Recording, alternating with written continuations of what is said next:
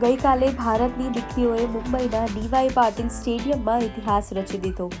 South આફ્રિકાને 52 રનથી હરાવીને શાનદાર જીત મેળવી છે.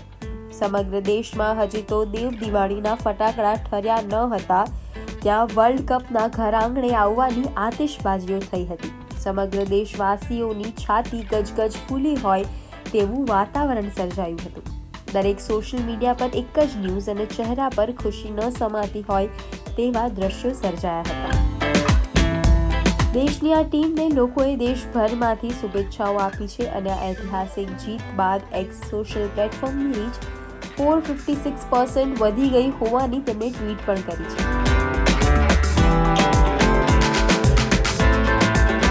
નીતા અંબાણીનો અનુભવાતો ગર્વ તેમના મોઢા પર ચોખ્ખો દેખાઈ આવી રહ્યો છે.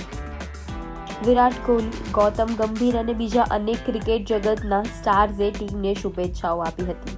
ફિલ્મ જગતના દિગ્ગજોએ પણ ટીમની પીઠ થપથપાવી હતી અને ટ્વીટ અને પોસ્ટ કરીને ટીમને અભિનંદન પાઠવ્યા હતા. રાજકારણીઓએ પણ ટ્રોફી હવે અમારી કહીને ખૂબ જ ગર્વ અનુભવ્યો હતો અને સોશિયલ મીડિયા પર પોતાની ખુશીઓ વ્યક્ત કરી હતી.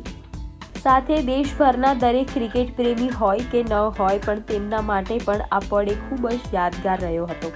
દરેક રહેવાસીએ કેમેરા પર ભલે ન આવી શક્યા હોય પણ દિલથી તેમણે એક વખત ગર્વ તો અનુભવ્યો હશે જ.